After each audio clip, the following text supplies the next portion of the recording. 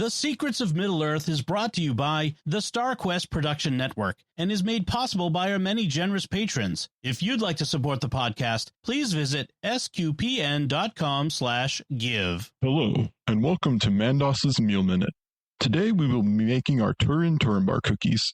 To start our cookies, preheat your Glaurung to 8,000 degrees Fahrenheit. While that is preheating, mix together pride, a vampire sword, betrayal, tears of infinite sadness, and a whole heaping of, say it with me, class, doom. Once it is all nice and mixed, burn it with your Glaurung, and you will have the tastiest Turambar cookies this side of Beleriand. Garnish with an elf and dwarf romance for a perfect storm of poor choices. Well, that's all the time we have for today. Join us next time for even more doom. Yay!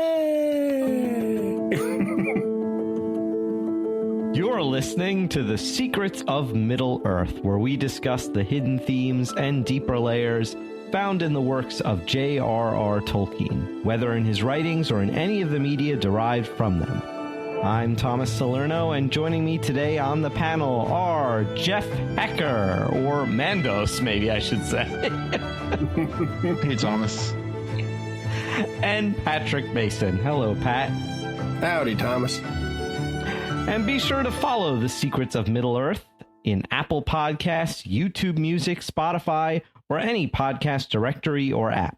And you can find us on social media at facebook.com/StarQuestMedia, on X, where we are at SQPN, or on Instagram, where we are at StarQuest Network.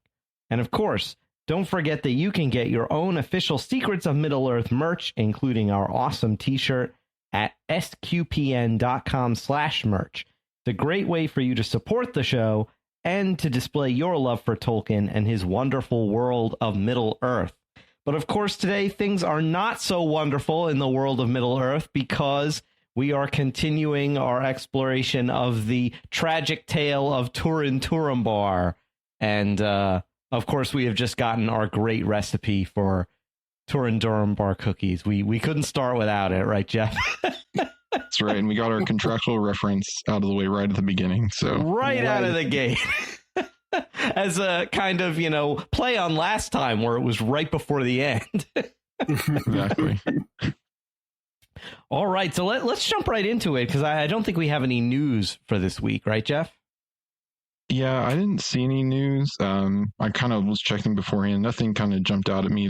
I think there might be some new, not new books, but new editions of some of the books coming out in the near future. But there's always new editions of the books coming out. Yeah, but nothing, TV or movie related that I found. So, So yeah, let's jump right into it. Today we are covering from where we left off last time in the Tale of Turambar, where Turin and his company of outlaws are ambushed by orcs on the hill of Amon-Ruth. Turin is captured, and his friend Beleg the elf is left for dead. And we'll be basically covering that up until the aftermath of Turin's escape from Nargothrond after it is sacked. But let's not get ahead of ourselves. First, what do you guys think of this sort of middle chunk of the tale of Turambar as a whole? What do you think, Pat? So I like to refer to this as the names and fits section of Turin's story, because we have about 9, possibly 27 names get dropped. Yes, we need like a name counter. On the video, maybe. Yeah. He has almost as many names as just men do in the Elven Speak, because I think they have 12. And he's got, I don't know if he's got quite 12, but it's pretty close. Some of them he gives himself, some of them he's given by others. And they almost all but 2 of them come out in this section, this kind of middle section. The other thing we get are the fits. We have fits of sorrow, fits of anger, fits of not being able to move, fits of being under the dragon spell. He's just Turin's not really in his right mind for a lot of this section. Mhm. And it's interesting because unlike the last section, which I remember there being a ton more in the book, like there is a ton more in the book for this section, but I don't know. I feel like it hits the high points really well. Yeah. Silmarillion. But yeah, there's a lot of, and then and it's also the accomplished section, which is the destruction of Nargothrond, right? We've got, Baron and Luthien is the sowing of the seed that is the destruction of Doriath. We've got Turin, which is the destruction of Nargothrond, and Tuor's story, which is the destruction of or the fall of Gondolin. So, the three great lays of Beleriand, or the grand lay of Beleriand, all being about the fall of the three hidden kingdoms. Yeah. Because those elves, they're cheerful people. Well, I guess the whole thing of Turin having these various fits, I guess, gives him one thing in common with Bilbo Baggins, to quote Gandalf in the first chapter of The Hobbit: "Excitable fellow, gets queer fits." So I guess you could say the same thing about Turin. Yes. I think you're probably the first person who's ever compared Bilbo to Turin, Thomas. So I know, right? Exactly. That's first on the internet. First. Yeah. You heard it first on Secrets of Middle-earth. But what about you, Jeff? What do you think of this section? Yeah, this section was, I was going to say a lot of fun, and I don't mean that it's enjoyable for Turin, but I mean, it was a lot of fun to read because there's a lot of interesting things happening and a lot of action, which is always good. You have, and of course we lose our man Bellig, who, Turin's loyal friend. And if you want kind of a visualization of this, we did the short film episode a couple episodes ago where one of them was the Legend of Gorthang, which you can see kind of a dramatization of Bellig's death, and when he's trying to save Turin. So, and then you have, like I said, you have the action, you have all of the stuff with Nargothrond and Turin kind of growing big and bold, and like many of these men, he's kind of becoming powerful even among the elves, and like well loved even among the elves that he's living among. But unlike other men, he causes problems for them by being too prideful and not retreating from battles, and he doesn't like the way the elves attack in ambushing and secrecy. He wants to go out and fight because he's a big because that's just how men typically are in these stories. They're big martial guys that want to go out and fight, clash with swords on the front lines. Whereas a lot of these elves, they're hidden kingdoms, so they want to remain hidden and not be, not reveal themselves by building like, I don't know, a giant bridge or a way right into your kingdom. Yeah. So, but the action was really good. I liked seeing or hearing the descriptions of the sack of Nargothrond. I mean, it's sad, of course, because love Nargothrond. My guy Finrod's home is destroyed now, so he's gone and his home is gone, unfortunately. And yeah, lots of and of course for us lots of doom happening. Lots of the doom of and they even say your name is doom. I think Gwendor says I forget, I'll have to pull up the line, but it's something like your name means doom, or your name brings doom, or something like that. So yeah, I enjoyed this section.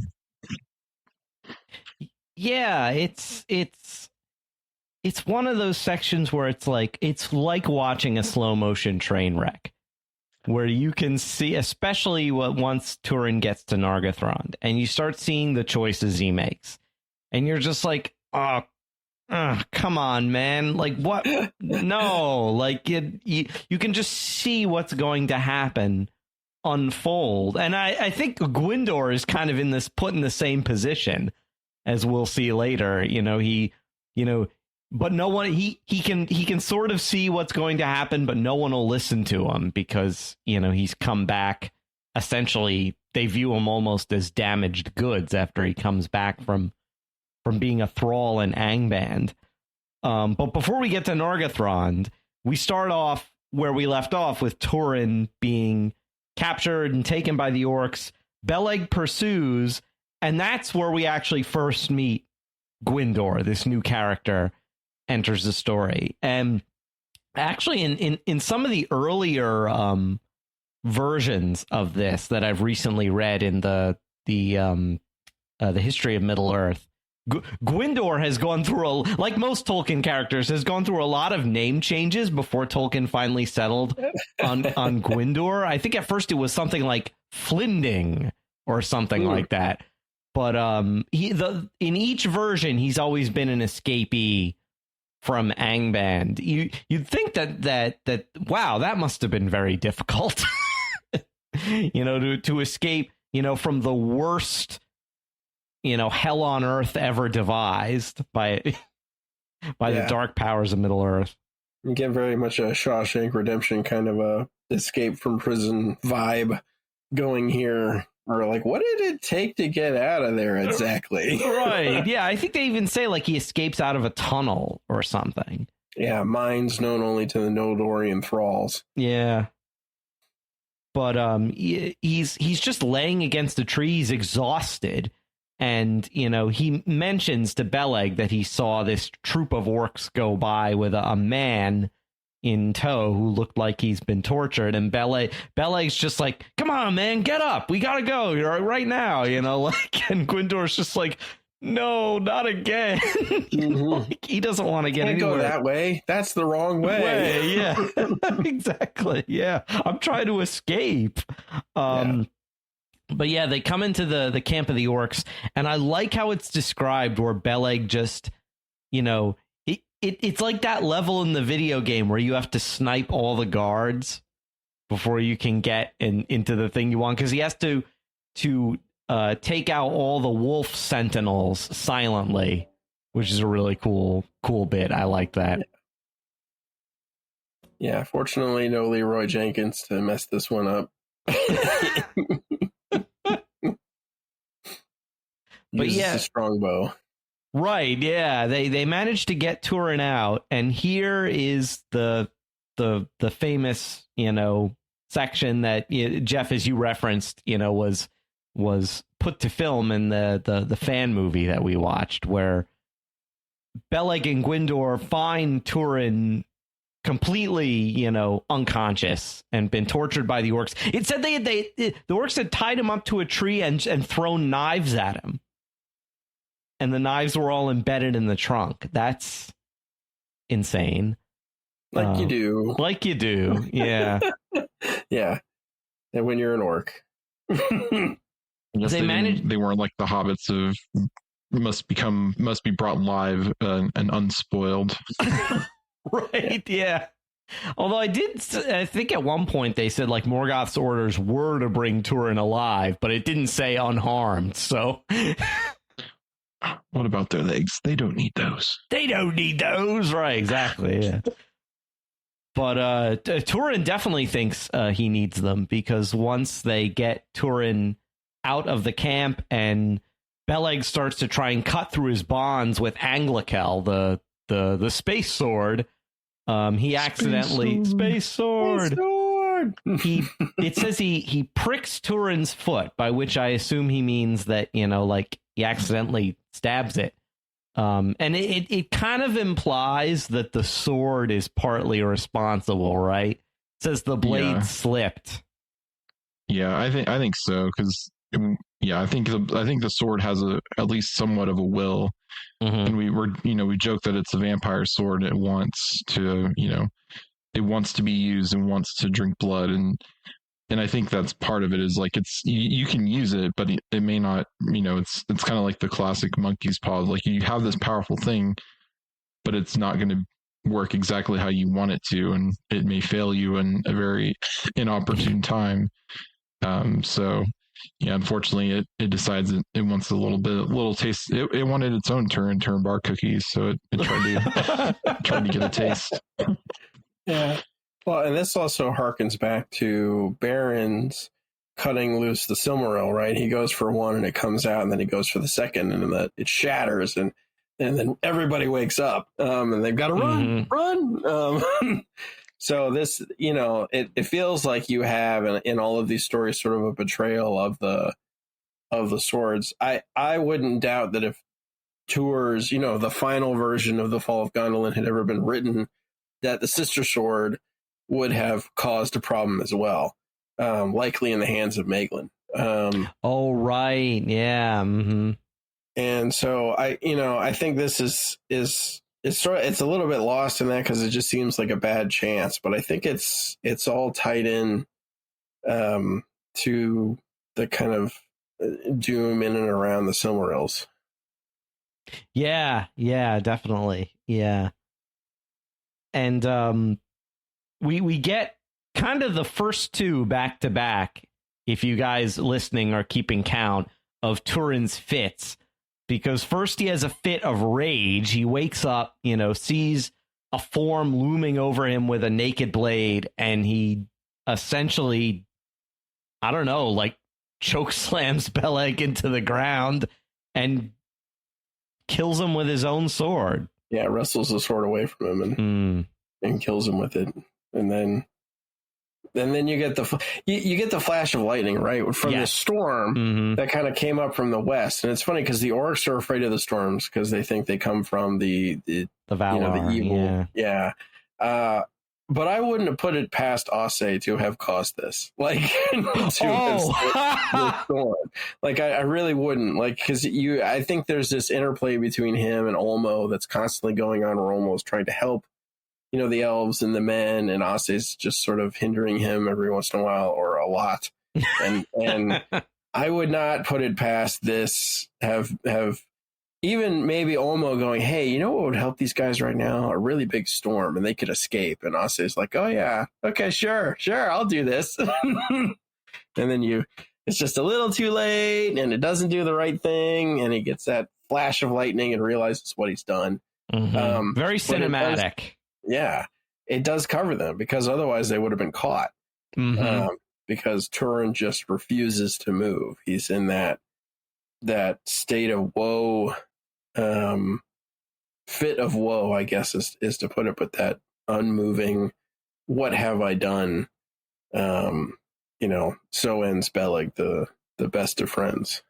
Right. Yeah. He essentially is stricken into silence and immobility, to the point where even when Gwyndor can get him moving, he's completely silent, doesn't say a word. He's just kind of lost in his own grief, essentially. Like, I can't imagine, like, he must have thought he was like living in a nightmare, he's been captured by these orcs. He's undoubtedly been tortured.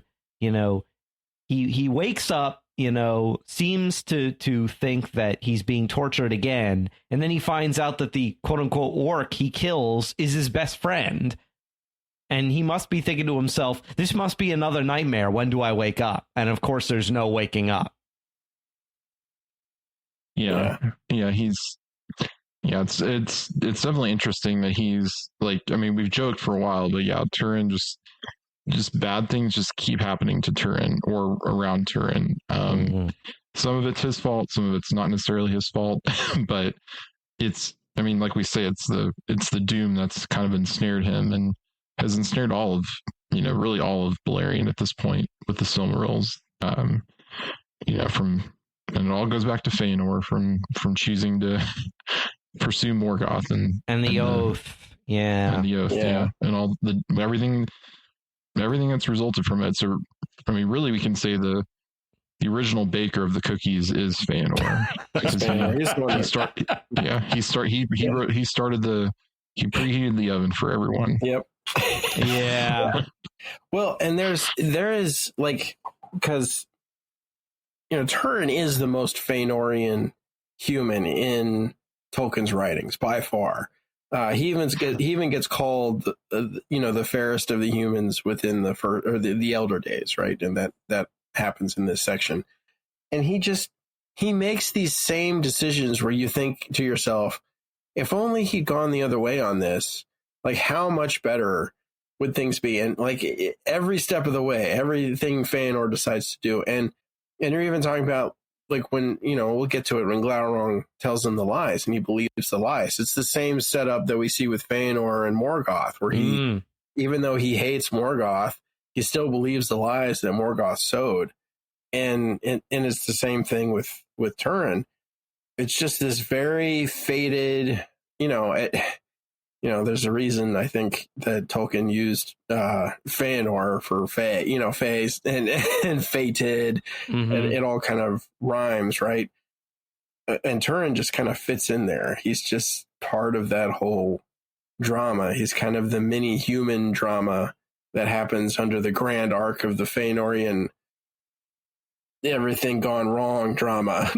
Yeah, I'm really getting vibes of like the saga of the Volsungs, or one of the other Norse sagas, where the saga of the Volsungs is about this family that can't catch a break, and there's all of this betrayal and people making really poor decisions and revenge that they think will solve things, but it makes everything worse, and this is probably out of all the tales in the Silmarillion the most sort of Norse in its quality because of that fatalism. Yeah. And the same with Feanor, where his decisions affect almost everybody. Right. Turin's decisions affect a wide number of people, and like, sad is the person who helps Turin, because eventually it ends in their doom. Like, we see this with Nim, and we see this with Beleg, and we see this with, eventually with Gwyndor, and then down the line, Ordre? Am I getting that name right? Ordre. Yeah, and just down the line, everybody who helps Turin reaps a bitter harvest, and like, that is one of the things that really like sticks in my mind. Like it stinks that Turin's choices often are so bad, but it also really, like, it hurts not just his choices, just his doom that's upon him hurts everybody who helps him. Yeah, anybody who helps him gets caught, ensnared in the doom themselves. Oh, that stinks. Yeah. But yeah, eventually Turin is brought out of his fit of silence by this pool that they go to, which seems to have healing properties, because Turin's able to come out of his almost catatonic state, and he composes a lay to Beleg, which I wish Tolkien had actually written the words to. That would have been neat. He writes so many other songs. Where's this one? Bunch of silly Hobbit songs, and we don't get this song. But Turin is brought by Gwyndor eventually. Right, yeah, exactly. Yeah, well, no, I like those songs. Hey ho, merry doll. That's great. I like those. Bum, bum, hey ho, Turin, or, hey ho, Beleg's dead. Can you imagine? Yeah. But Turin comes to Nargothrond, and here, if you're counting names, here's where we get the first of his new names. He's allowed in because Gwyndor vouches for him. And but he won't allow Gwyndor to reveal his true name. Instead, he names himself Agarwain, son of Umarth, or Bloodstained, son of Ill-Fate. Great. I'm like, that's not like, and the elves surely know what those words mean because they're elvish words. I'm like, and you still took that guy in? And I like how it's like, because of that name, they didn't ask him any questions. And I'm like, really? Like, I would have a ton of questions. Like, I have so many questions. It's like the meme of, are you sure about that? Are you sure about that? Of letting this guy in. But he finds favor with the king, Orodreth, and gets another name, Adonethel, or Elfman. He gets new names in like rapid, and then another name, He then renames the sword Anglakel. Turin gives it the new name Gurthang, which is, I think, what it's most remembered as by fans, is Gurthang, the Iron of Death. Yeah, Great. and they also say that they have the elven smiths reforge it. So I'm curious. Right. Like, I would love to know more. Kind of like, you already have a vampire sword, a space sword. So like, what more are you doing to it? To what kind of what is being done to it? Yeah. More, so when it's wielded by no, not by Beleg, but the other elf. He says Ale? No. Who goes with Turin back to Nagathron? Oh, Gwyndor. Oh, yeah. Gwyndor. Gwyndor says it's a strange blade. It's dull, right? It's been dulled, and it's not sharp anymore. But it has this woe for Beleg.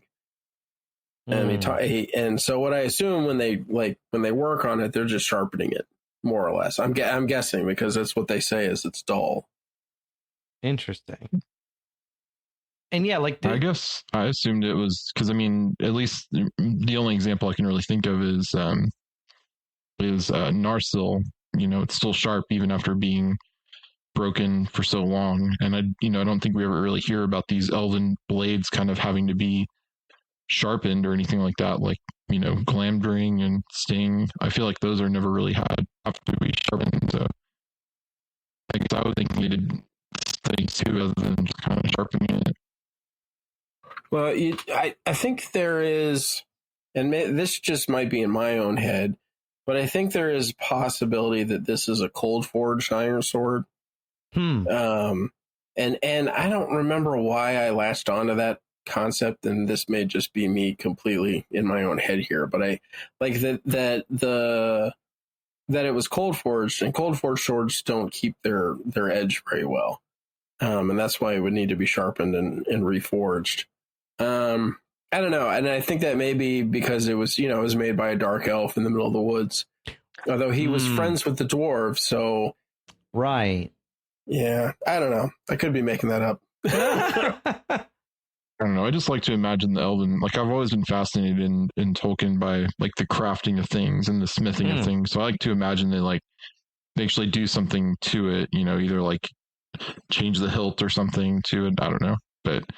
And it's even cooler because it's a space, it's a space sword that is partly vampiric, it seems like. So vampiric space sword. Vampiric space sword. But yeah, the sword gets an upgrade, and with that, Turin gets another new name. So that's 3 names for him in quick succession.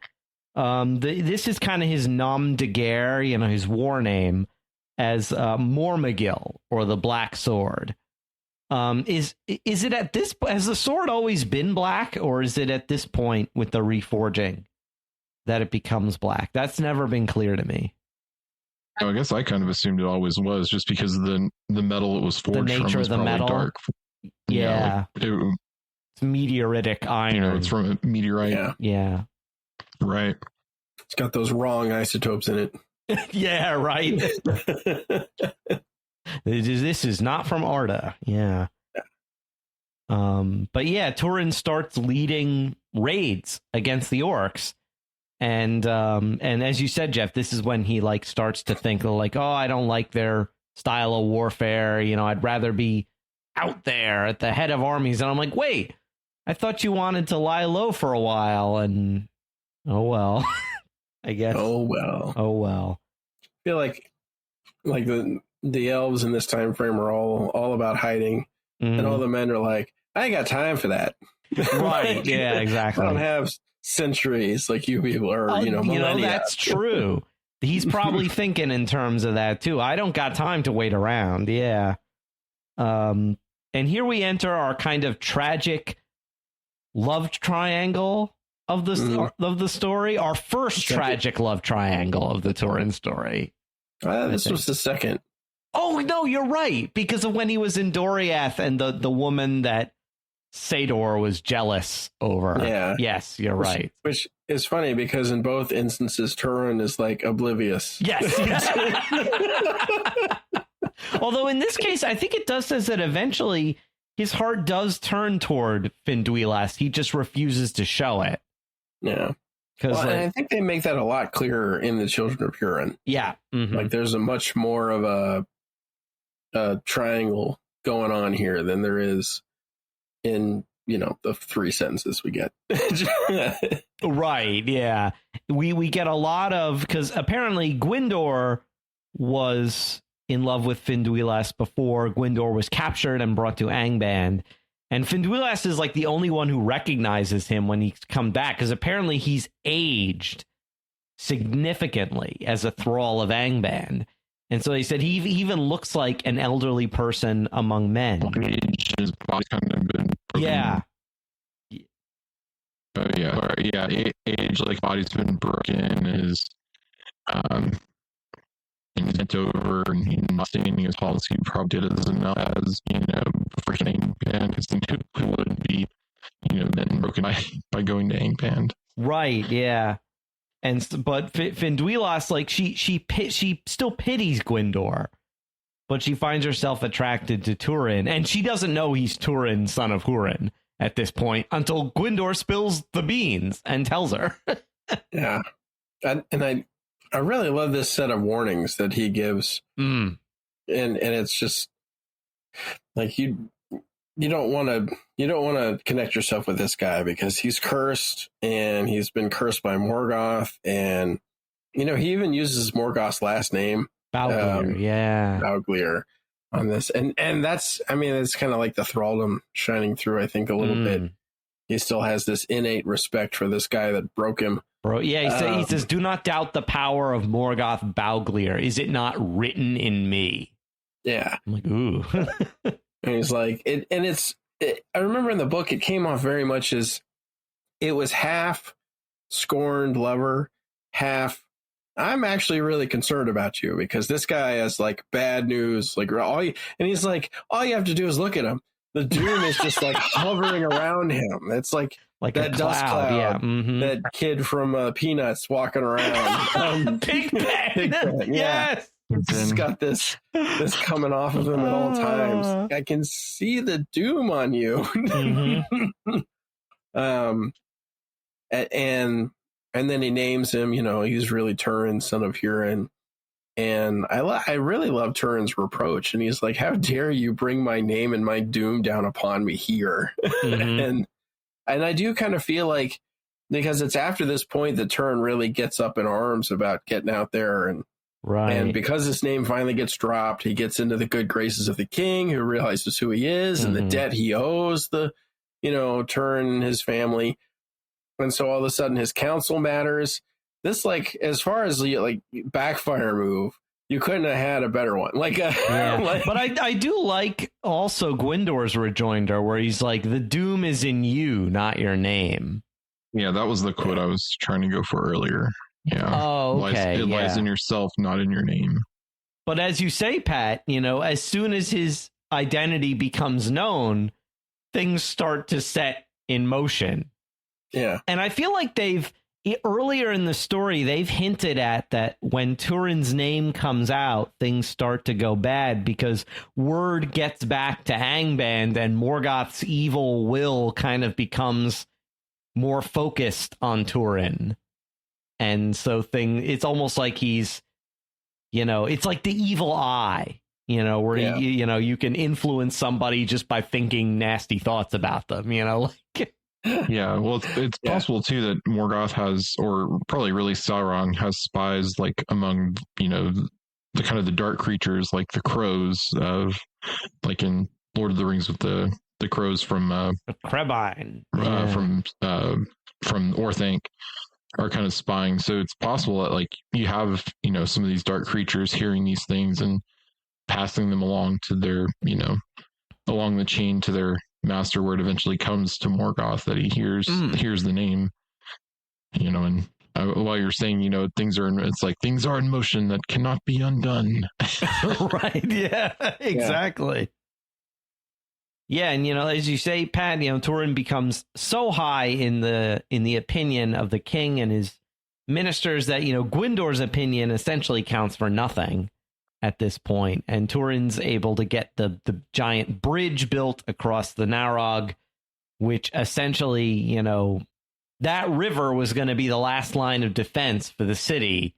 Yeah. And you've just abrogated that. Great. Terrific. You effectively unhid your hidden kingdom. Good job. Good job. There's a giant bridge. But of course, you know, his thing is like, the bridge will allow me to pass big armies out, whereas before we had to go all the way around. And I mean, to his credit, it works for a while. Yeah. He makes the whole Vale of Sirion in that, you know, below the Tall Amaroth or whatever it's called at this point. Right, yeah. No longer the Isle of Werewolves because they've all been destroyed. Yeah. I guess it's Tol Sirion again? I guess so.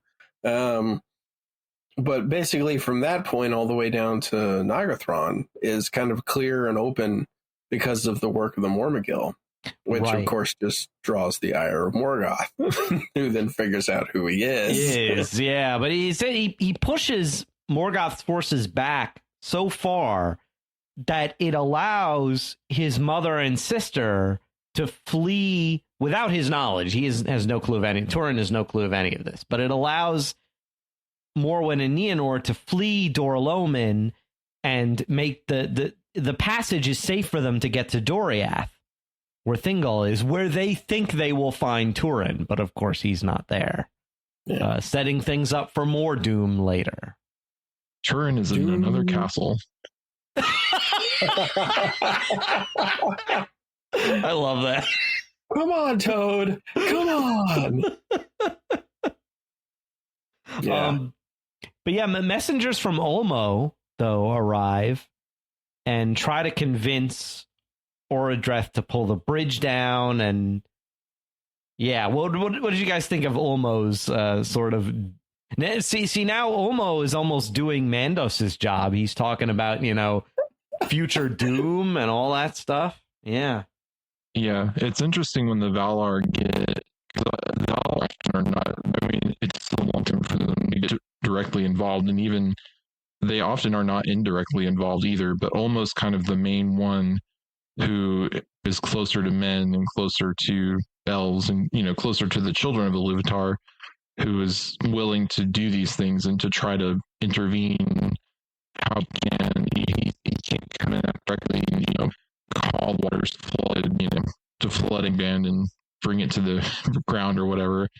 But, you know, not yet, because he's still kind of subservient to Minwë and Iluvatar. But he is, you know, doing what he can to intervene, and by, you know, he also, we've seen him do things to corrupt the story up to this point, but, you know, we'll see him do some very important things regarding a specific character in the future. But yeah, I thought it was really interesting that almost kind of getting involved, you know, even indirectly here. Kind of like with Gondolin, how we'll see later. Right, you know, that's what I was saying. A tour.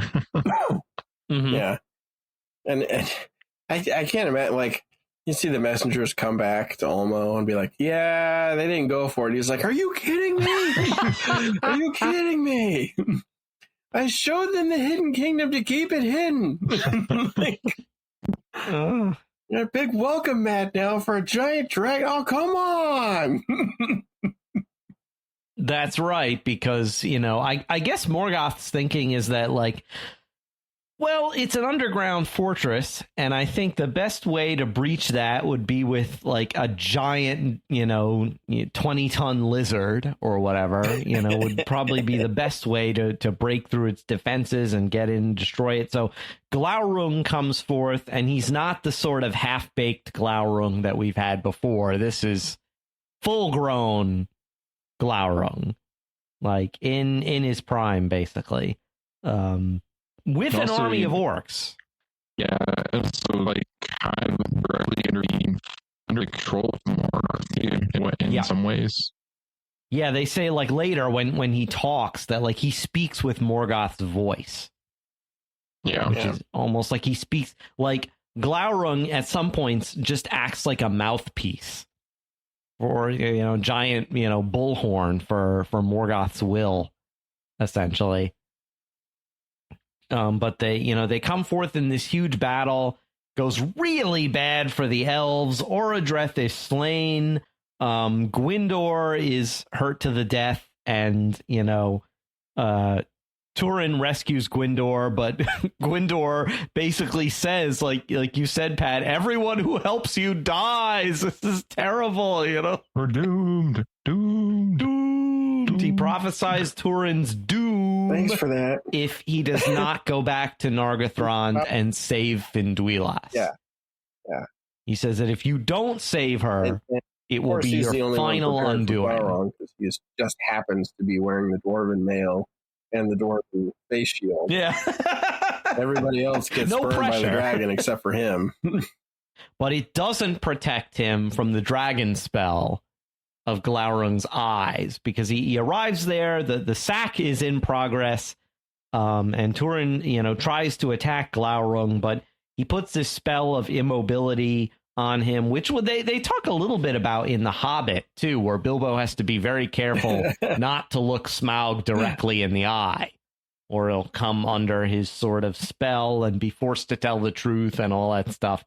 So, but Glaurung spits out all of this propaganda to torment Turin, and calls him a slayer a friend, and you abandon your kin and all this stuff. It's sort of true, but it's twisted.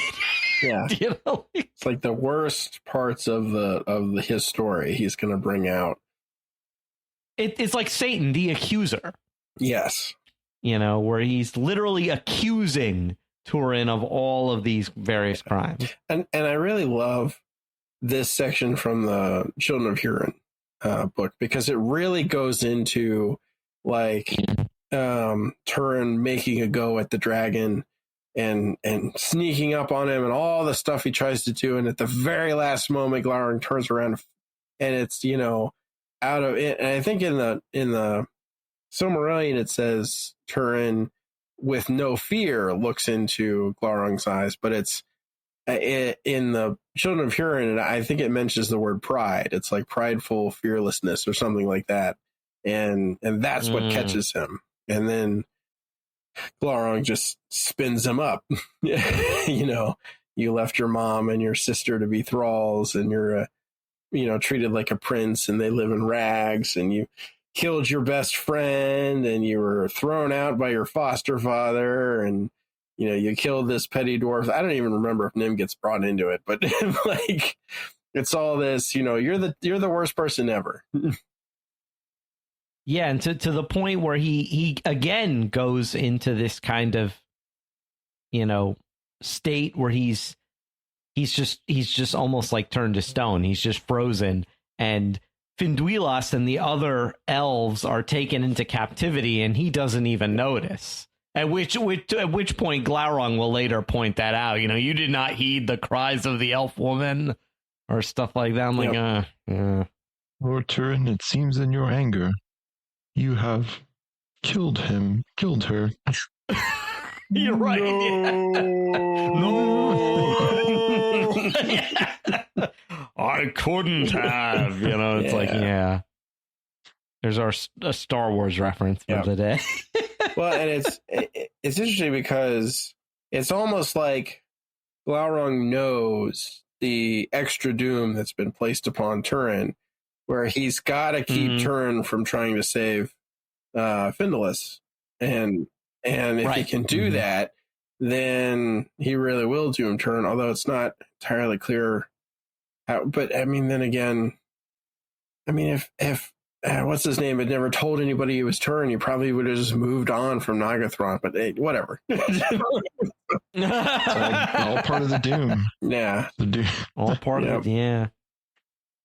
But yeah, Turin, he's so, compelled by the things that Glaurung has said, that, your mother and sister are thralls in Dorloman, that's where he goes.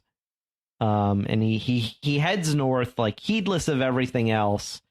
It's the dead of winter, apparently. He comes by those healing pools again, but they're frozen over, which later, when we cover the story of Tuor, it will be the case that Tuor was also there briefly and saw Turin pass by, but didn't recognize him for who he was.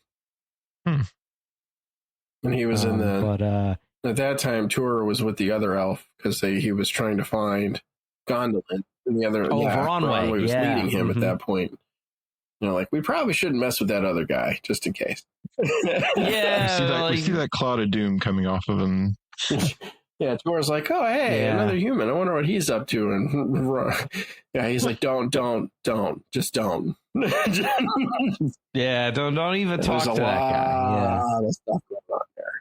Yeah, I forget these are happening like right at the same time. I guess I always think of them as like in different time periods, but yeah. Yeah, it's like the Turin and Tuor stories are almost happening kind of simultaneously, which is because I mean, like they're cousins. Yeah, they're first cousins. So right. because their fathers are Huor and Turin. So yeah, they would be of kind of that same generation of men. But Turin finds out what we already knew, that Morwen and Nienor have left. And he finds their house empty. This part, Pat, was actually massively expanded in the book. So much more. The Children of Túrin. Oh, yeah. Yeah. Learn all the different characters and the people who are still there and the people who are left, and the whole relationship with the lame servant comes back to finally, right. Pay off, I guess is the right word. But even he gets... his comeuppance for helping Tuor. Right, yeah. And the whole court of Broda the Easterling is explored more, and you get in this, it's just Turin's confrontation with Broda is just kind of gone over in a few lines, whereas like it's a whole chapter of the book. But yeah, he goes into another fit and just kills Broda. So like that's a deal in is killing your host in these old these old kind of stories. It's I think it's I could be wrong, but I think that's definitely something historical. Like if you're given sanctuary and you're you break bread with your host, like you're kind of under their protection, under their and you're kind of their you're on them, and here and just comes in and kills the guy because he's just in a fit of rage about his sister and his and his mom. So her sister and sister and his mom. Yeah. Okay. Yeah. Yep. His sister and his mom. Yeah. Who have and in the book he declares himself the true ruler and slays. Oh, that's right. And slays him. And so it's even more complex than that in the book. But yeah, you're right. It is sort of, he betrays the hospitality of, what is her name? Anna or, his aunt or whatever. Yeah. Who is Broda's wife. And it's sort of one of those things, if he had just learned the information from her that he needed, right? And that's how he has his eyes finally open from the lies of the dragon, and the spell he's been under finally breaks. And then he goes into a fit of rage. If, alternatively, if he had just fled at that point and gone back down, then he wouldn't have caused all of the problems that he causes for all of the people who are still left in the, theoretically his people. Yeah, it says that his own people are happy to see him leave. Yeah. And I'm like, ouch. But yeah, he flees into Sirion's Vale, seeks for Finduilas, and that's when he first encounters the men of Brethil, where if you're counting the names, he's going to get 2 new names in this period. First, he names himself Wild Man of the Woods, and I'm like, you're Bigfoot? Okay, like Sasquatch? Or like almost, or was he trying to say that he was like one of the Woses? Like the Pukul men. Because they sometimes go by that name. And we know that there are Pukul men in Beleriand. in one of the unfinished tales. There's a great, I think it's called the Faithful Stone. Great story about one of the Pukul men and the magic that they can do. Where those statues from the Lord of the Rings, they can actually animate those and control them and have them come to life and fight orcs. And I'm like, that's cool. But in any case, Turin meets these people who are, I think that they're descendants of the warrior maiden Haleth. Yeah, because she goes, after the, I don't know what to call it, but it's the falling out that happens for the first set of men who come into Balerion. She opts to take her people and go there. After Sauron, right, yeah. I think Sauron shows up in the form of somebody and accuses some people. I'm trying to remember that chapter. Oh yeah, yeah, and they're like, "Oh, so and so was actually over here." Like, the guy he was impersonating eventually shows up and say, "I didn't say that stuff." Exactly. And everybody's like very confused, and she's like, "I'm just gonna go here. I'm gonna go to the woods, take my people. I'm out." But it's at this point, too, that Turin learns finally of Finduilas' death, where the men of Brethil had tried to ambush the orcs who were carrying the slaves from Nargothrond, and the orcs kill their captives rather than having them be rescued, and Finduilas is pinned to a tree with a spear. I mean, probably, but they're probably better off though, because they'll be re-embodied back in Valinor and not have to be thralls of Morgoth and Angband. Right, yeah. But from Turin's point of view, he's just like, I failed again, great. So, they bring him to like her burial place, and he's, goes into another fit of sorrow. They bring him to their camp. What's it called? Ethel Brandir, which is neat. It's like a stockade in the middle of the woods.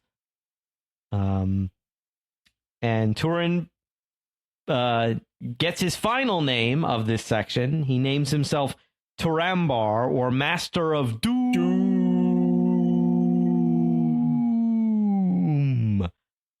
And he puts the black sword, the Mormagil, away. He puts Gurthang away. He's not gonna fight under that Nam de Guerre anymore, and puts the sword by. He's not gonna use it. And we'll see how that turns out next time.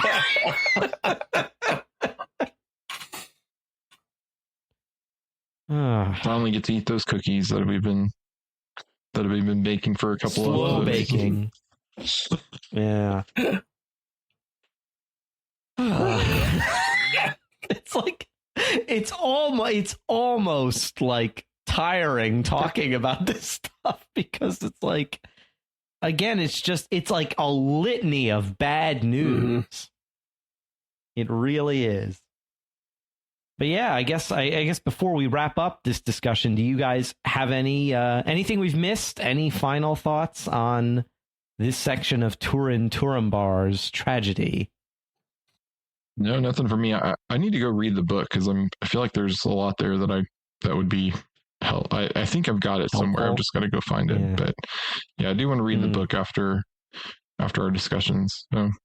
Yeah, it's kind of like every paragraph is almost a chapter. Like it's just like in the Silmarillion every version. paragraph is Silmarillion, and it's not quite that, but there's a lot of places where it's almost one for one, but there are a lot of things that are vastly more expanded on. Turin's, and a lot of them is relational stuff. Turin's relationship with his mother, with his sister, with the old servant man, his relationship with Finduilas, his relationship with Orodreth, and it all gets expanded. The stuff with the dragon, I think, is just, it's so much more palpable in the Children of Hurin. Like, and I love the fact that most of what Glaurung says is in the Silmarillion, because it's so evil. Like it's just this, spirit of evil, which says is that lives in Glaurung. I love the fact that after Glaurung's like, well, my work is done, he then turns around and blasts Nagathron so much that the orcs flee. He doesn't even let them take their treasure. Like all of you get out of here. He knocks the bridge down and then, puts all of the horde together and then rolls around it like a dog in treasure, in like classic dragon style. So you get your first view of a dragon took over someone else's place and now is sleeping on its horde. Which connects it all the way to the Hobbit, however many thousands of years in the future. Right, yeah, we get our first Dragon King in Tolkien lore. And I do kind of wonder what Sauron and Morgoth are thinking about this. If Morgoth is like, okay, I really didn't want him to do that, but I got other fish to fry, and he did what I wanted him to do, so fine. Right, yeah, he gets to put in for his vacation time of just sitting on his bed of gold. He's like, I've got unused vacation days. I'm calling them in. Like before this age is over, I've got to use them. You got to expire. Yeah, exactly. They don't roll over. Yeah, exactly.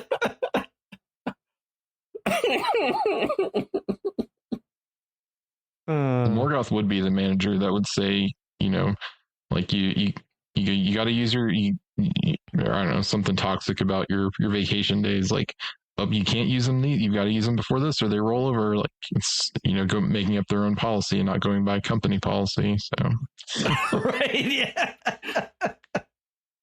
But Jeff, I think you have collected a bit of feedback for us. Yeah, just one bit of feedback on our first episode of Turin. So definitely time to give us more, because we have one more episode of Turin to discuss. So.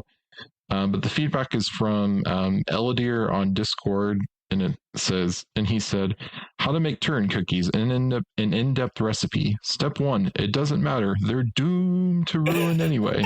So. Yep. Step 1, doom. That's it. Yeah. I get, this episode has definitely been brought to you by Doom. The letter D. Or Doom. The letter D for Doom. But before we go, we'd like to take a moment to thank our great patrons who make this show possible, including Thomas D., John B., Vince S., Ted K., and Bruce G. Their generous donations help us to continue to create doom on the secrets of Middle-earth and all the shows here at StarQuest. And you can join them at sqpn.com/give. And as mentioned, we'd like to hear from you, our listeners. Keep those recipes coming. And what do you think about the story of Turin Turambar? You can let us know on our Facebook page, on Twitter, or by sending an email to middleearth@sqpn.com. You can leave a comment on YouTube or on Spotify. You can visit our channel on the StarQuest Discord community, too, at sqpn.com/Discord. And join us next time for the final installment of Turin Turambar. Until then, Pat Mason, thank you for joining me and sharing the secrets of Middle-earth. You're very welcome, Thomas. And I'm optimistic. Now, maybe even cautiously optimistic about the rest of the story. Well, good. We'll see how it turns out. Yeah. And Jeff Haecker, thank you as well. I think it's not as cosmetic, although I am pretty sure we're going to get a lot more doom. Doom, yes, more doom. And I'm Thomas Salerno. Thank you for listening to The Secrets of Middle-earth on StarQuest.